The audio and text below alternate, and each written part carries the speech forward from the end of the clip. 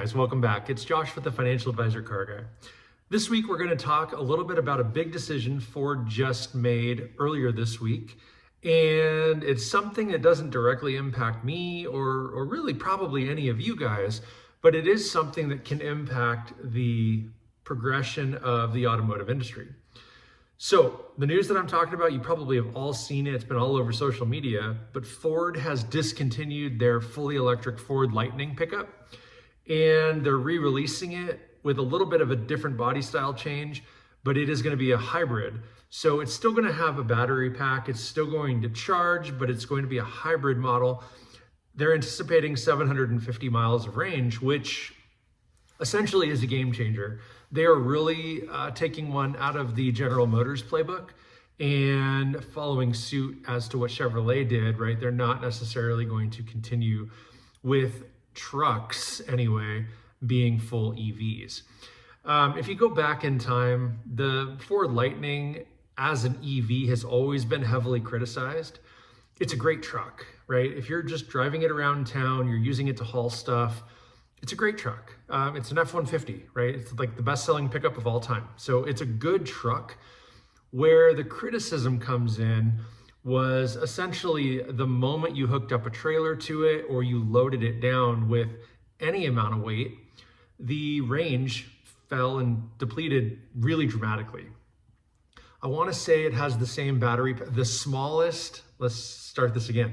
The smallest battery you can get on the Lightning, I believe, is the same battery we have in our Mach-E, which is the extended range. You know, we can get somewhere around 300 miles on a full charge, depending on the weather and the temperature and all that stuff. But you put that in an F-150, which is bigger and heavier, and then again, the moment you give it any sort of payload, it depletes really quickly.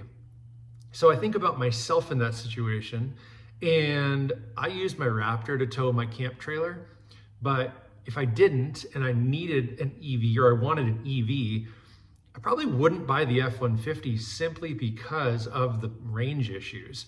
It just depletes so quickly. I would never want to get stranded in a situation where, you know, my battery's dead and I'm hauling a trailer. It's unpredictable and a little bit concerning. So it really doesn't come as any surprise. I really feel like this has been a long time coming.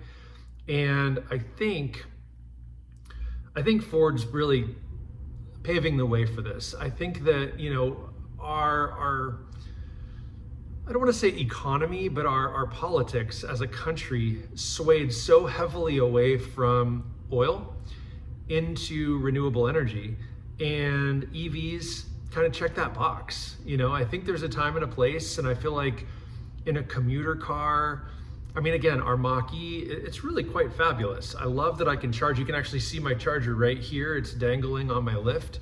My wife literally pulls it in right here and we plug it in. We do it once a week and we didn't even notice our power bill changing. So, I mean, yes, we're paying some power, we're paying some gas, if you will. But I mean, we've had that car, it'll be 4 years next month.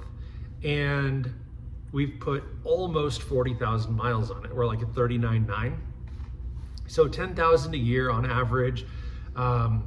We've obviously not done an ounce of maintenance to it outside of, I put new tires on it about 2 weeks ago.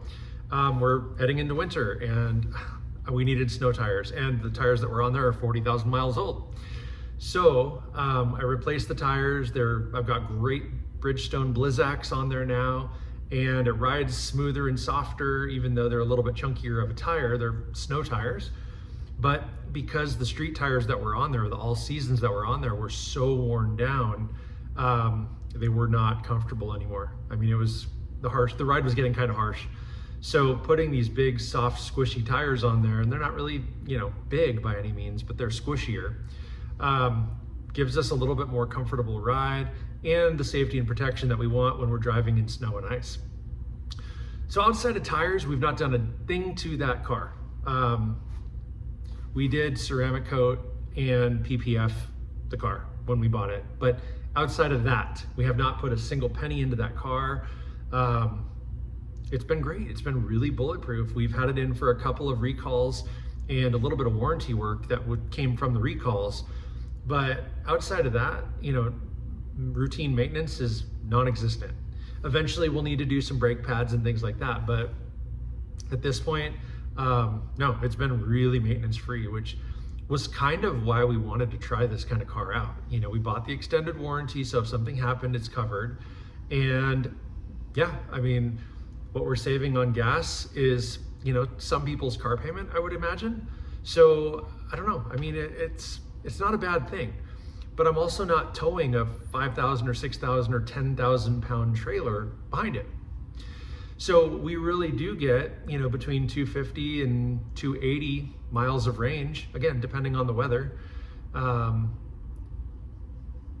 don't know, we really like it. It's nice, it's comfortable, it's quiet, it's smooth, it can drive itself. I mean, it's got all these creature comforts that, power everything.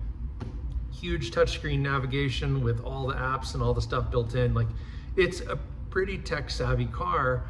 And from the standpoint of it being our commuter and my wife's daily, it's actually pretty great. I mean, really, I don't have very many things to complain about it, and again, if it were a pickup, I think I'd feel the same way. I think I'd really like it. I don't think it would give me too many, if any, problems. I just relate back to the whole, like, I tow a camp trailer a few times a year, and when I'm towing, I just can't compromise the distance. I mean, I can throw a couple of 5-gallon tanks of gas in the back of my pickup, and if we're out at a lake somewhere way off grid and I need some fuel, okay, I can bring extra gas with me. Granted, I could bring generators, but I don't think that a generator is really going to charge a full-size pickup the same way pouring a 5-gallon jug of fuel into my pickup would power it. It's not apples to orange, or it's apples to oranges, not apples to apples in that situation. So I think Ford's being proactive. I think they're being really smart to do this. I do think other auto manufacturers will likely follow suit. I mean, you look at a lot of the European car companies, Audi is a great example, right? They discontinued the R8 and they said, if we bring it back, it's gonna be fully electric. I don't think they do that. I think if they bring it back, it's a hybrid. I think that makes a lot of sense. They've done that in Lamborghinis already. Hybrid powertrain gives you all-wheel drive. You can do, all these different things. Now, these cars are already all-wheel drive, but not all Lambos are. You can put, a motor on the front, motor on the back, motor at each wheel, whatever. Different configurations. You can still use a V10 if you chose to. You go down to a twin turbo 6 even, and probably produce the same amount of power when you put the electric motors in there too. So there's a lot of interesting ways that the automotive industry can go. Ford is keeping the Mach-E for now, it seems, and they're also keeping their, I don't know what they call it, but it's like their transit van that is fully electric too. They do make that in a hybrid as well. So you can get the gas, the hybrid, or the electric transit van. The Mach-E, nope, it's exclusively EV only. The equivalent would be something like the Flex or the Edge or even the Escape. Those are all kind of smaller to mid-size SUVs that would maybe compare somewhat to the Mach-E. I actually don't know why Ford has so many compact SUVs. They're all sort of the same. They have different ground clearance and different engine options and whatever else. But again, the Flex, the Edge, and the Escape all share a lot of similarities. They also have the Bronco, if you really want to get into it, and then you can move into the pickups and stuff too. But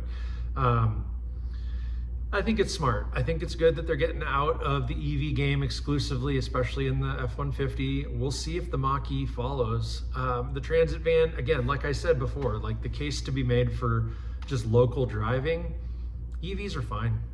I think energy is still fairly cost effective. Oil fluctuates all the time, right? You go to the gas station one day and it's $3 a gallon. The next day it could be $3.50 or $4 a gallon. The next day it could be $2.50. So oil fluctuates every single day. Energy really doesn't. I mean, it can, I suppose, but it doesn't the same way. Electricity doesn't. So again, I think we're in good shape. I think Ford is seeing the light, and I think they're gonna go back to doing what they're good at. I do think the hybrid opportunity is there.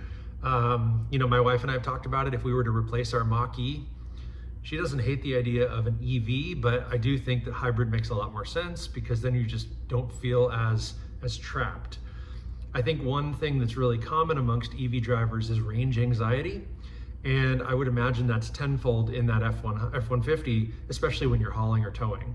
So we'll see what happens from here, but what do you guys think? You know, is Ford doing the right thing? Are they making the right decision? Do you think they're throwing in the towel too soon?